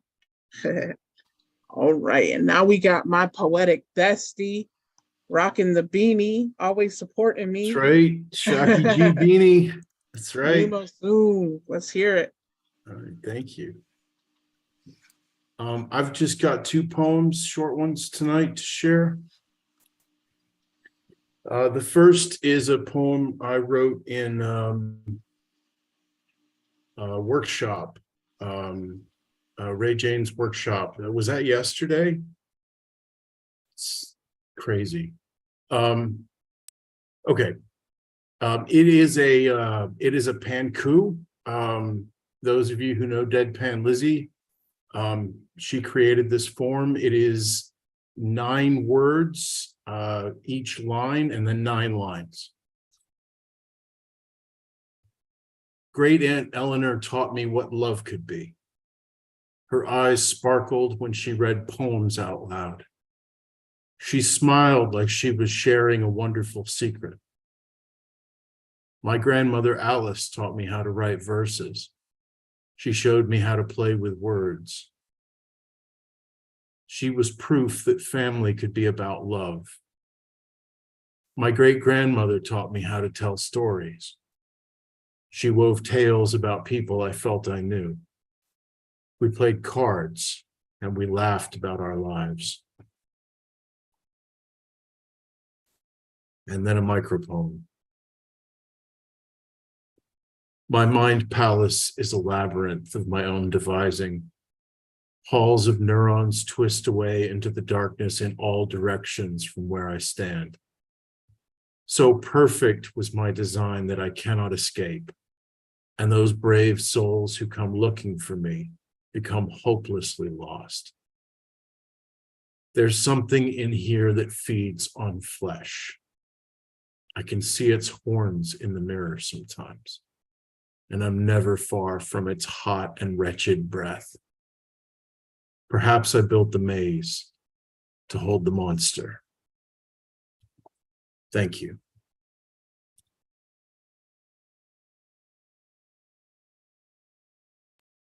Beautiful pieces, beautiful pieces.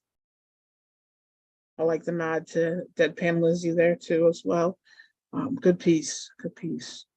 Thank you. Right. Give it up for Nemo, guys. Open up the mics. Yes, Nemo, beautiful. I love you. I can't wait till you feature.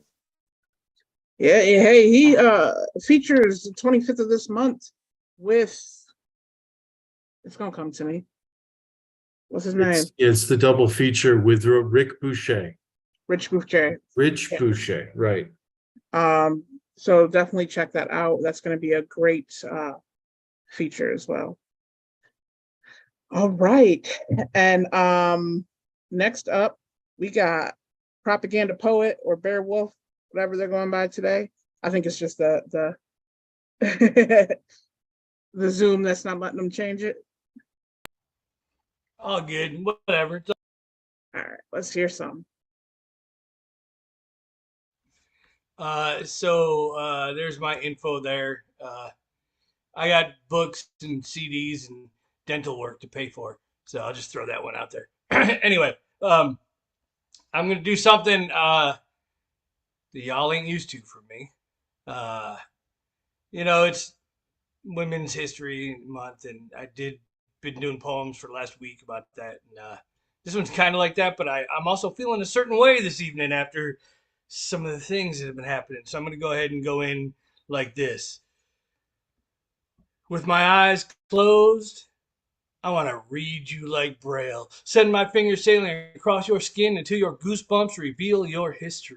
Now, this history, it will not be written by the conquerors, and this history, it will not be lost in the translation. No, this history will be written backwards from all the lifetimes that your soul has been searching for its purpose, which, at least for now, is to join with mine, to entwine like the vine, spreading and twisting and stretching and reaching. And speaking of the sun, I'm going to glide my tongue across your horizons and tiptoe the tightrope of your G until you feel like the key on Ben Franklin's kite string.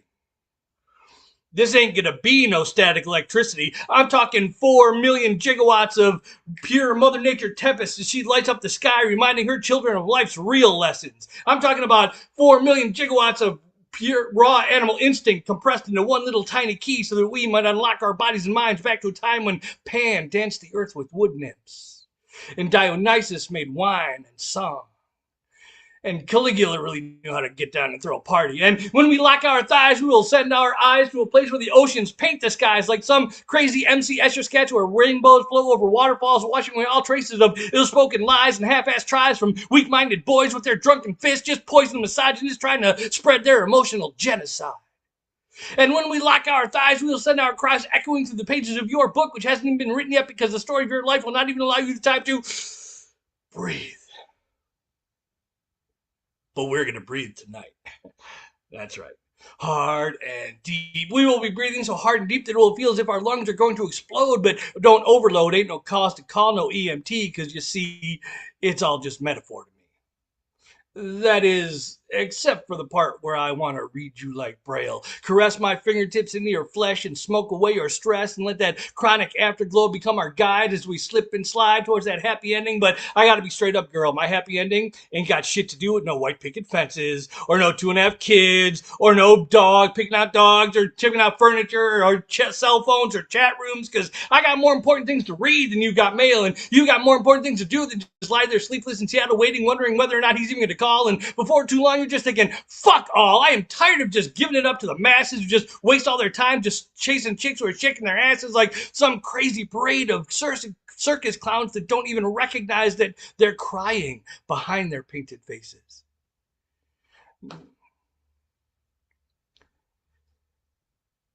Oh, wow, it's been a while since I did this. I don't even remember. Let's go. Love it. Love it. Good pace. Open up your Who mic. just waste all their time just chasing chicks who are shaking their asses like some crazy parade of psycho circus clowns who don't even recognize that they're crying behind their painted faces. No, my happy ending involves 2 mature, consenting adults. Or maybe more, but we can talk about that later. Who recognize that the spark that we are making in this tunnel are just a reflection of the sparks that we are making right in this here cave, and we will not go quietly into that primal light. No, our cries and moans and screams and passions will be heard for days and days and days and days as they echo through that hangover haze that seems to cling into your very being even long into the night of the morning after, and that is why you are sleepless wherever you may be. And just because my happy ending doesn't involve some 2-car garage and some ridiculous fucking SUV that won't even fit into that, and just because my initial original opening line might have failed, that does not change the simple fact that I want to read you like Braille.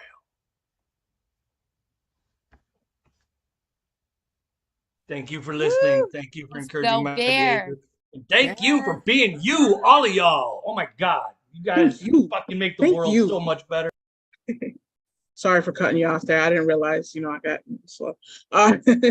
Yeah, beautiful piece. Thank you. Thank you. Amazing. Open up your mics, please, for Propaganda Poet. Thank There, you. Wolf. Yeah. Awesome. Whoa. Go in, poet. Awesome.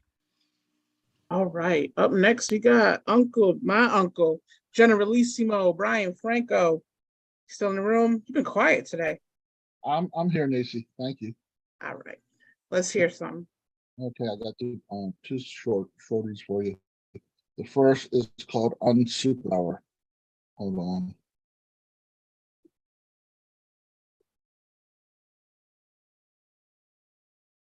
I woke one day to discover I was invisible. It was just for that one. I couldn't leave the house or drive away as much as I wanted. If I went to the farmer's market, people would bump into me and drop their tomatoes or eggs or jars of pickles. I could have tried to wear clothes, but there'd be no face or hands. People would freak out. If I tried to venture out naked, what if the invisibility disappeared? Exhibitionism has never been my thing. There have been times I wished I was invisible. There have been times I felt invisible. It can hurt so bad emotionally. It doesn't need to cause physical pain. It's the type of pain that pops its head out of its whack-a-mole hole when I least expect it. The idea of invisibility as a superpower is misguided, as invisibility only leads to loneliness. That's why it can never truly exist. And poem number 2 is called Rocky. You were a rock when my life was a hard place. You were a grounding wire every time I tried to fly away, but I couldn't find myself till I lost you forever. I can't figure out how to keep myself from flying in the wrong direction. I think I'm about to step foot on the moon when the sun burns the soles of my feet. You are made of dust and ashes, and I'm afraid to fall asleep. I turn and toss like a warped bowling ball winding its way down a winding mountain road. Round and round I go where I fall off my well-beaten path no one knows. My heart refuses to slow down when I lay my head on my pillow. I take in a meditated breath. I try to empty my mind as anxiety sneaks in tidbits of tomorrow. I turn on my side only to hear pounding war drums of heartbeats permeating the mattress into the pillow. My soul mourns its mate. I can no longer finish sentences.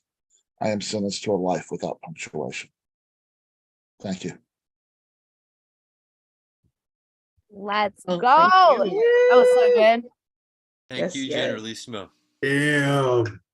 Yeah, Generalissimo. These lovely pieces, brother. Lovely.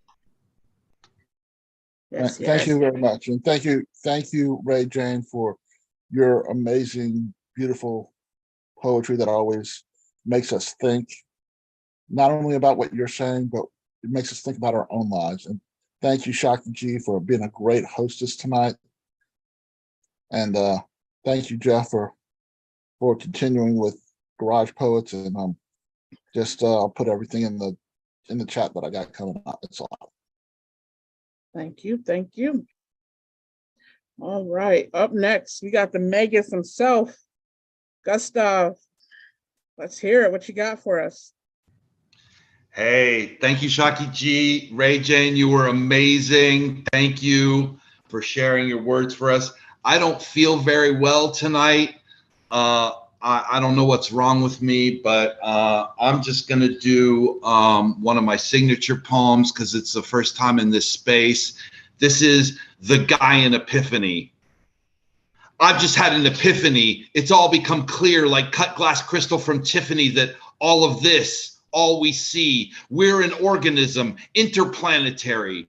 God, we're Gaia. We're chaos born. We're not some womb from which we're torn, but rather we're one single entity, one world of infinite diversity. E pluribus unum is one way to put it. And until you see it, your third eye's hooded from the beauty of this revelation. For you must see the implication. Sex, race, religion, these are artificial memes. And by dividing, we've conquered our own higher dreams of evolving into the Gaia mind. Or you're willfully choosing to be blind? Then you devolve to become what you believe. Outside this whole as you perceive, a parasite on this earth, our host, you always hurt what you love the most. Father, Son, and the Holy Ghost are patriarchy's highest toast, and monotheism's predicted a disaster. But our destiny we can master, and our higher minds illuminate that ours is Gaia's fate. And the tree of life you must not kill. Love and do what thou will. As above, so below. Love your mother. Let it grow, let it grow, let it grow, let it grow, let it grow, let it grow, let it grow. Thank you. Oh, thank you. And I hope you That's feel so better. That was a pathetic. beautiful piece. Please feel better. We're sending you good healing vibes. Cheers. Open it up to Gustav, y'all. Beautiful. Feel better, brother. Amazing. Feel better. Yeah, Healing. thanks I for hope coming you and blessing find us with you. this space. Cannot wait to fucking feature with you in Jersey, dude. Oh my God. Yeah, I'm so psyched. We're Oh. featuring in Jersey live, me and Propaganda Poet, Red Bank, New Jersey, August 1st, right? Yeah. It's going to be August sick. 1st. I'm psyched. That'd be some show. Everybody near Jersey should definitely get out for that one. Absolutely. I wish I was there. All right. Yeah. Up next, we got Lantern Carrier. Are you still in the room? Lantern, you still with us? I don't think so. It's pretty late where he's at, so we probably should have put him earlier on the list. My bad. If you're watching in live land, I'm sorry about that, Lantern. So then we have Ed Poetastic. Because you make me feel fantastic. Thank you for being so bombastic, and thank you for being so enthusiastic. Woo, let's give it to our sister with the voice of a twister. Woo! All right, my name is Ed Poetastico, and I feel fantastic. Please get a time to join my Ron Fall for Sublime. This is Women's Appreciation Month, so thank you all women for being the sun for our darkest days and shade for our frigid rain. Thank you, women, for one and all, for your beauty, grace, knowledge, and your strength. And keep staying tall and keep breaking those crazy walls. Thank you, thank you, thank you, women, one and all. All right. This is called Feminine Flower. Please seed me. Please don't weed me. Please grow me.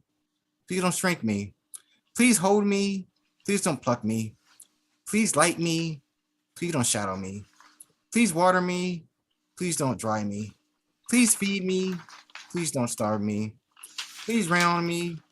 Please don't storm me. Please soil me. Please don't pest me. Please shine me. Please don't hide me. Please root me. Please don't cut me. Please love me. Please don't hate me. Please nurture me. Please don't eat me. Please support me. Please don't deny me. Please strengthen me. Please don't weaken me. Please flower me. Please don't deflower me. Please protect me. Please don't harm me. Please heat me. Please don't chill me. Please spread me. Please don't drought me. Thank you. Thank you for always bringing the vibes, making us feel alive, right? I got that poetastic vibe, right? Okay, that's enough. No. Growing, keep growing. Keep showing. All right, y'all open up your mics for Ed Poetastic. Ed Poetastic, yeah. Ooh, because you got me feel so fantastic. Rhyme Consultant LLC. Let's see, you know me. Woo! All right, now we got up we got Dax. I'd love to give you an awesome intro, but I don't think I have met you yet. So I'm very excited to hear what you got for us today. Hey, nice to meet everybody here. So I actually spell my name differently from how I pronounce it, in an attempt to avoid I's and Y's. My I'm so name is actually Danny. No, you're totally fine. There's no way to know until I let people know. So hey, everybody, I am Danny with an X in my name. Nice to meet you all. I'm gonna start. My poem today is called Non-Binary Like That. I'm mentally up and down all day. I'm non-binary like that. Going down the mountain, you'll usually find me in neutral. If you're neutral on whether my gender identity is valid, you're gender neutral, and I love that for you. When I'm alone, I want to be wanted and welcome. When I'm around folks, I feel exhausted and like I need to be alone. I'm non-binary like that too. Some said Switzerland was neutral, but their gender was money. I sometimes want my gender to be money too. A penis and a clitoris are the same organ on a spectrum. Change my mind. When I bottom, I often imagine it's myself I'm bottoming to. When I top, I sometimes imagine it's myself I'm topping. I guess I'm non-binary like that. Studies say humans are able to detect if someone is flirting with them less than 50% of the time. People keep asking me why I'm trying to confuse them. What's in my pants?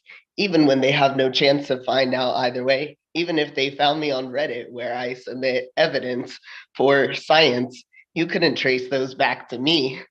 There are whole communities where people trade tips on how to traverse the clit to dick spectrum. People keep asking me why I'm trying to confuse them. They say I can't spell my name with an X, but I'm just trying to stop being perceived.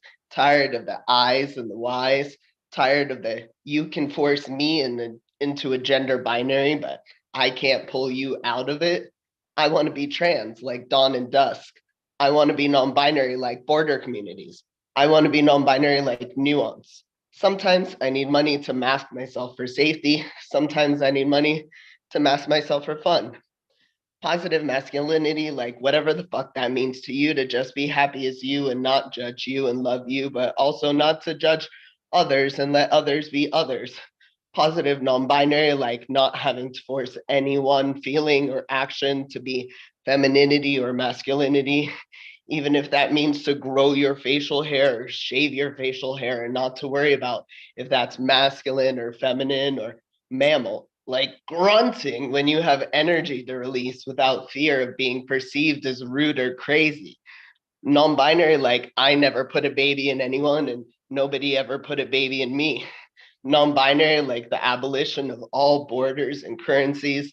Non-binary, like I want to abolish currencies. And sometimes I wish my gender was money. Why do I use no I or Y in my name? Only ask if you have 5 hours to hear the whole truth. Non-binary, like sometimes I remember gender is a social construct and sometimes I forget. Non-binary, like a job where my pronoun pin is visible, but nobody uses my correct pronouns. Brits sometimes use the plural word we to mean me. Russians sometimes use the plural you to only mean one person. Please use my they them pronouns when talking about me. Non-binary, like the privilege to be out as non-binary. Non-binary, like we're all fucking hypocrites and we all know it, and it forces us to live as shattered selves. If you ask if I'm a spy for the CIA or KGB, it'd be non-binary to confirm or deny.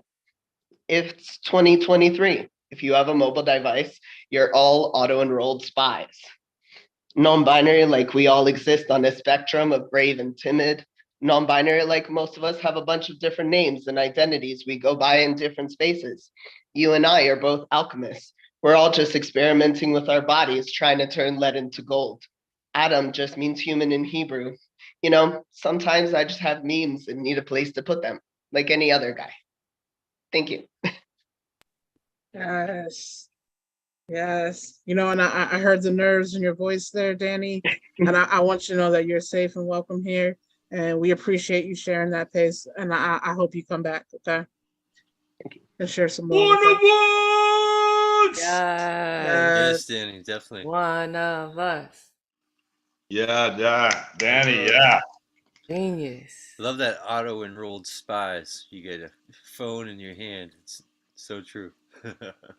Yeah, and you got some requests to drop the IG so we can connect with you outside of here as well. So if you're comfortable, do that as well. All right. And up next, we got Unmesh to give us some beautiful words. Just got a book out. He's got a new book out. Make sure you get that.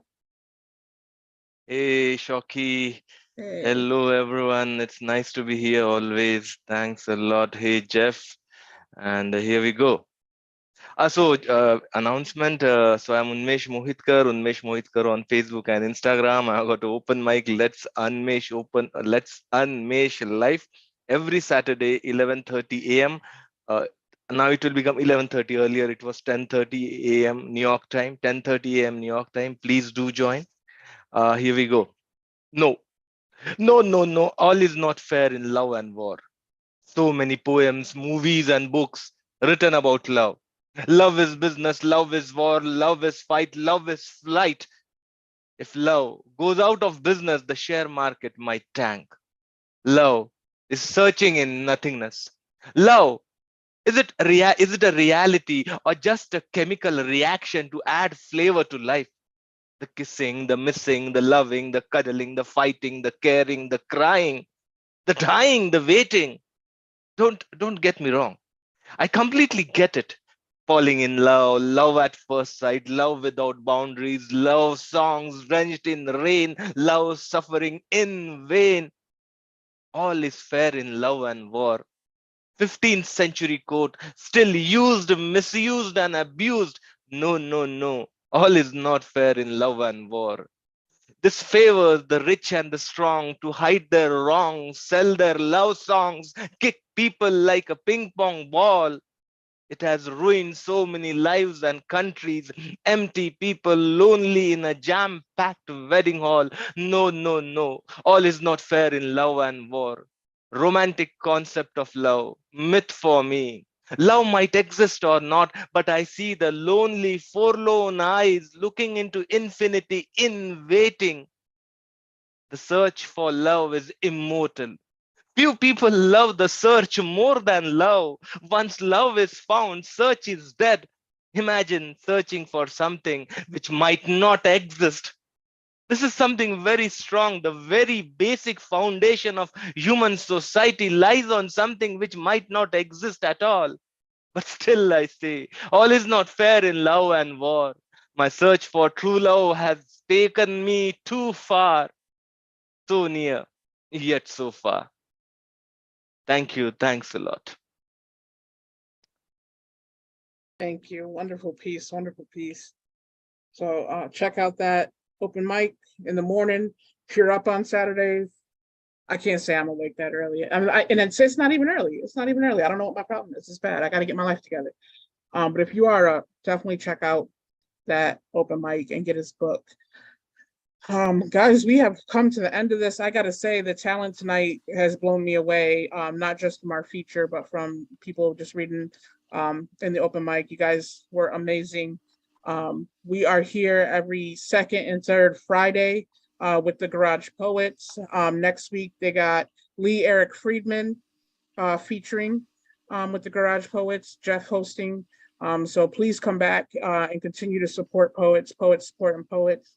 And Jeff is going to close us out tonight. Thank you, Shocky. Thank you. So my poem tonight, I'm going to do it's called A History of Projection. This is a poem that I wrote about the our very first community of poets that started to come to the Garage Poets open mic. Before it was even called the Garage Poets open mic, it was just originally Friday open mic. It didn't really have a name, but so I want to read this poem in your honor today, Shocky, to welcome you to the officially as the co-host of the Garage Poets and part of the family, and love having you aboard. I'm looking forward to what you're going to bring to the table here, and I think we're going to have a really great show with you on board. I'm excited for the future here. This poem here is for you. The Sinclairs came about via the simultaneous vibrating of a group of 100 masked individuals, collectively known as Patty and Fred. Their arrival marked what has become known as the 80s. When the Sinclair first became noticed, they were holding record players out in front of themselves, hoping to get the people more comfortable with speaking in images. The Sinclairs were deemed to be projections. The consensus was to only talk about them as possibilities. They had no speakers, making them appear silent. Patty and Fred prepared for what they called the future. Their consistent vibrations gave the Sinclairs a false sense of security. The label on their spinning vinyl said, "Check your head." During what became known as the 90s, Patty and Fred covered thousands of pianos and mashed potatoes and gravy, their own recipe. Taking great caution in how they indulged the pride they derived from their spuds, until some grew to be zealots in the pride they derived from their gravy. This shift in consistency caused the mass collective to split into waves consisting of 5 Patties and 5 Freds, bringing about an era of phase cancellation we have learned to refer to as the aughts. During this time, the resulting sound from the wave vibrations flipped phase with each other, resulting in the Patties and Freds being unable to hear. This time alone provided the realization they harbored the editing capabilities necessary to shift their vibrations milliseconds into the future, pulling the waves just far enough apart to be heard. They would go on to develop what has become known as dissonance. Not being taken seriously had its advantages. Not being seen as anything more than possibilities, the Sinclairs had time to develop their projections without arousing suspicion. The Sinclairs subtly appeared in the surrounding environment by establishing themselves as minor celebrities, becoming backup singers and mayors, weathermen and third base coaches, more and more inserting what have become known as memes into the things people take for granted. The Sinclairs honed their skills, outlining the full spectrum. They met by the hundreds, convening at secret institutes, appearing to be old age homes and wind turbine factories. The Sinclairs codified their ideals, collaborating on methods of incorporating their projections into the hearts and minds of the people. The consensus was, this was not the right time to reveal the source of the memes. The possibilities are what make them so attractive. This realization brought about what has become known as the internet. Okay, Thank you. Dad. Hey, listen, I was talking about the talent in this room tonight, and silly, listen, we got a poet laureate in the building, and I almost missed him. So I know I said Jeff was closing it out, but we're gonna have Dan read for us, poet laureate of Haverhill, Massachusetts. Massachusetts or Maine? Am I done? I might be.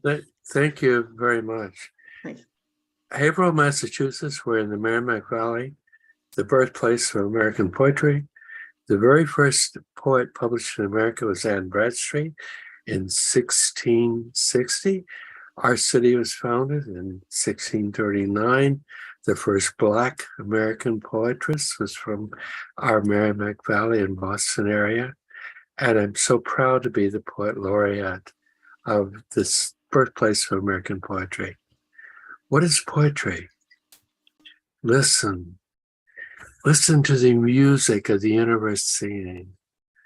The poetry of time, the rhythmic hum of cosmic song, the beating heart whispering I am.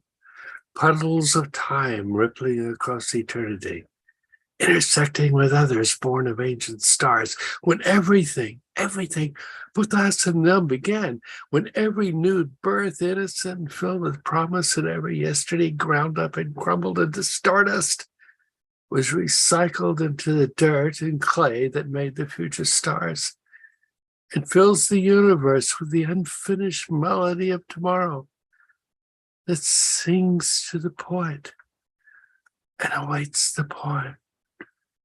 Poetry, the music of eternity, a song of space and time, nature's rhythm and rhyme, sometimes a golem and sometimes a poem. You know, it's just as night is fading, the morning comes to me, awakening, nudging the sand asleep from my eyes, brushing my lips with the dew tangy taste of dawn. While all around me, wherever sunshine flows into trees and morning frost kisses the autumn breeze, wherever wind teases the reeds and insects hum and tadpoles dart, wherever the sea laps upon a shore and islands bask in the sun, wherever cities blink and shake off the shrouds of night, wherever the morning sun dyes the world in yellow bright and the earth awakens, trembling as the earth always does, and bragging that it's here, a new day. And like my cat has been watching me, slipping up close with his snap nose, paws to wrap me one with their paw, telling me it's time. It's time to awaken, to join the chorus, to once again become, to say hello to the universe, to feed the cat, and write poetry. Thank you. Man, and Hey, we thank almost you, missed Dan. that. Thank you so much. It's good to see somebody from Mass at Haverhill, huh? I'm here. I'm in Malden, so we're not too far from each other. Thanks for coming. I hope you'll come back. Thank you, everyone. This has been most remarkable, Shaki. I really love the talent, the feature, and the way everyone here is just so enthusiastic. There's so many beautiful people. And today in the New York Times, there's a wonderful article about the rebirth of poetry in America, inspired perhaps by COVID, when so many people have been learning to love poetry and how it spreads the empathy and realization that poetry expresses the true and real feelings of our being and our soul, and how everybody relates through poetry. Do read the article and do think we are poets. We are all poets. Thank you. Thank you all. Thank you all. I appreciate the words. We are all poets. We are all family.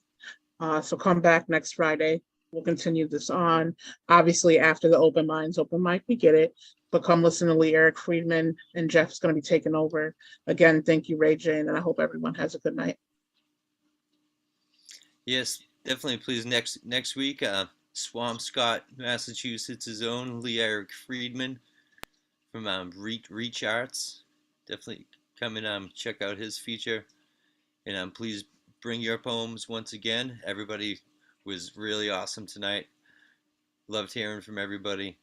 It's a really great group of people, and the talent and the generosity of spirit was very high tonight. So thank you.